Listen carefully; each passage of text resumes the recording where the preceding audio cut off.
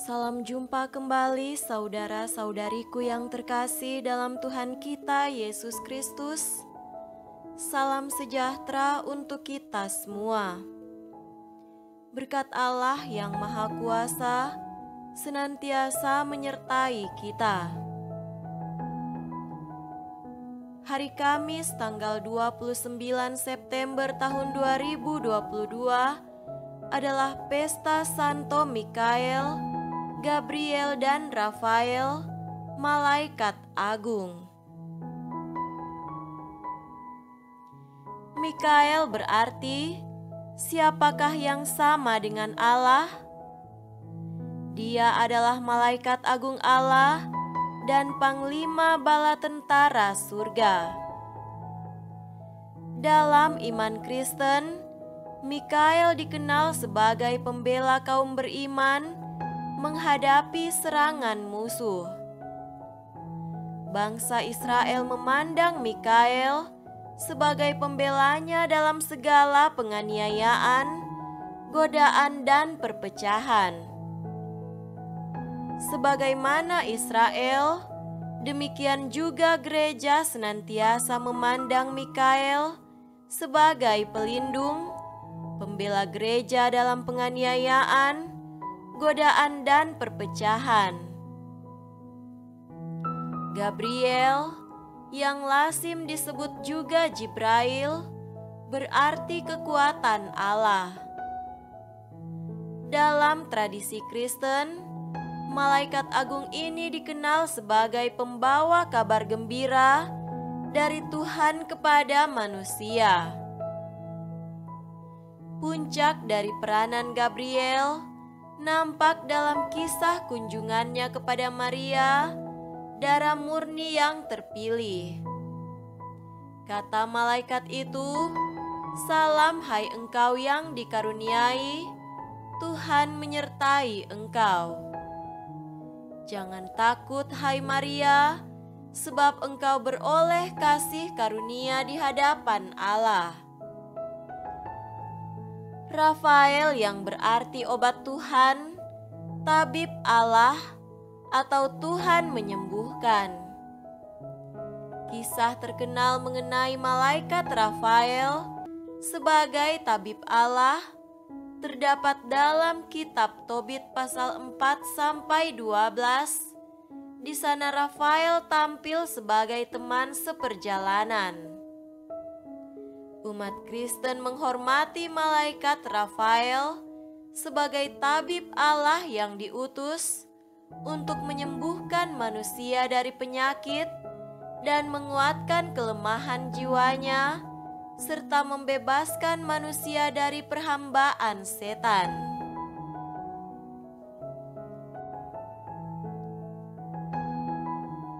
Marilah kita mendengarkan dan merenungkan bacaan-bacaan kitab suci. Bacaan pertama dari Nubuat Daniel pasal 7 ayat 9-10,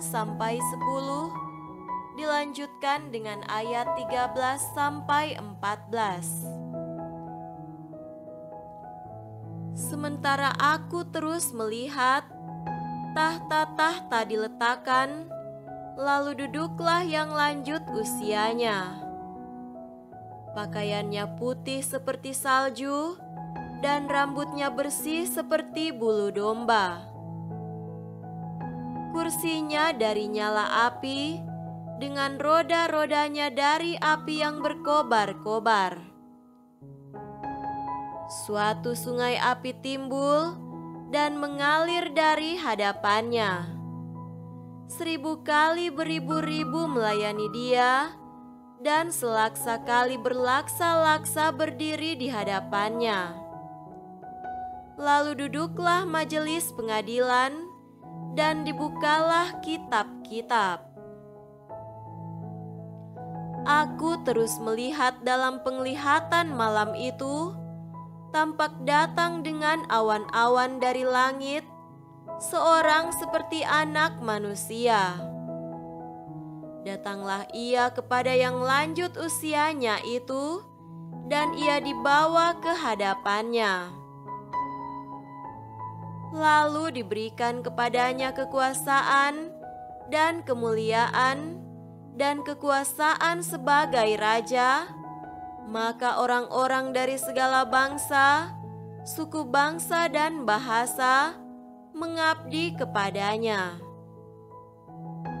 Kekuasaannya ialah kekuasaan yang kekal, yang tidak akan lenyap, dan kerajaannya ialah kerajaan yang tidak akan musnah.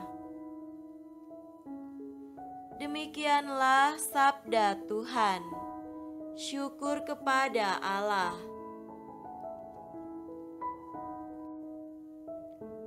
Semoga Tuhan beserta kita sekarang dan selama-lamanya.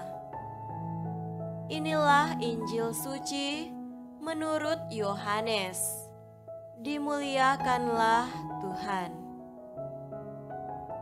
Injil Yohanes pasal 1 ayat 47 sampai 51. Kata Filipus kepadanya, "Mari dan lihatlah."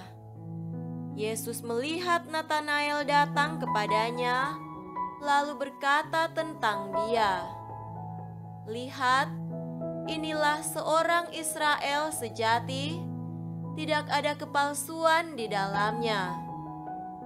Kata Natanael kepadanya, "Bagaimana engkau mengenal aku?" Jawab Yesus kepadanya, "Sebelum Filipus memanggil engkau, aku telah melihat engkau di bawah pohon ara." Kata Natanael kepadanya, "Rabi, engkau anak Allah, engkau raja orang Israel." Yesus menjawab katanya, "Karena aku berkata kepadamu, aku melihat engkau di bawah pohon ara, maka engkau percaya. Engkau akan melihat hal-hal yang lebih besar daripada itu." Lalu kata Yesus kepadanya, "Aku berkata kepadamu, sesungguhnya engkau akan melihat langit terbuka dan malaikat-malaikat Allah turun naik kepada Anak Manusia." Demikianlah sabda Tuhan. Terpujilah Kristus. Saudara-saudariku yang terkasih dalam Tuhan kita Yesus Kristus, tema renungan kita hari ini adalah yang diutus Allah untuk menolong manusia. Dalam hidup kita, bisa jadi pernah dialami bahwa kita tertimpa malapetaka, bencana, ataupun yang kita sebut sebagai godaan atau cobaan dari setan atau dari dunia kegelapan dan kejahatan. Biarpun sudah lama mencoba bertahan, bahkan melawannya, tetap kita mengalami penderitaan, seakan-akan tidak mampu bertahan atau tidak berdaya melawan, dan sulit terbebas dari belenggu hidup kita. Cobalah berdoa kepada Mikael, malaikat agung yang namanya berarti, siapakah yang sekuat atau seagung Allah? Dialah malaikat pelindung umat Allah. Bisa jadi kita mengalami penyakit yang berat, menahun, dan seakan-akan tidak bisa sembuh, walau kita sudah mengunjungi pelbagai dokter dan tabib.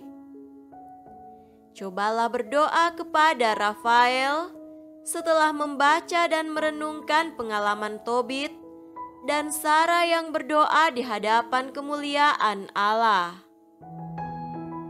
Diutuslah Rafael untuk menyembuhkan kedua-duanya yaitu dengan menghapus bintik-bintik putih dari mata Tobit, sehingga ia dapat melihat cahaya Allah dengan matanya sendiri, dan dengan memberikan Sara anak perempuan Raguel kepada Tobia bin Tobit sebagai istri, dan dengan melepaskannya dari Asmodeus, setan jahat itu.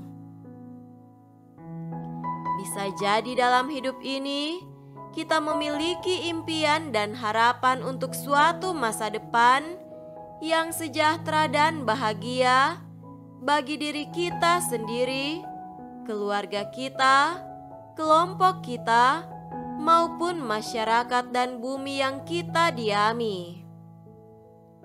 Cobalah berdoa kepada malaikat Gabriel yang pernah bersabda kepada Imam Zakarias di Kenisah, "Akulah Gabriel yang melayani Allah, dan aku telah diutus untuk berbicara dengan engkau dan untuk menyampaikan kabar baik ini kepadamu." Begitu juga malaikat agung Gabriel ini sudah mewartakan kabar gembira keselamatan kepada Bunda Maria di Nazaret. Saudara-saudariku terkasih, para malaikat ini adalah utusan dari Allah untuk menolong tiap manusia dalam perjuangan hidupnya. Malaikat pun sudah melayani Yesus sesudah dia mengalahkan iblis yang mencobainya di padang gurun sesudah pembaptisannya. Dan Yesus sendiri mengatakan kepada Natanael, "Aku berkata kepadamu, sesungguhnya engkau akan melihat langit terbuka dan malaikat-malaikat Allah turun naik kepada Anak Manusia." Malaikat Allah, engkau yang diserahi oleh kemurahan Tuhan untuk melindungi aku, terangilah, lindungilah, bimbinglah, dan hantarkanlah aku. Amin.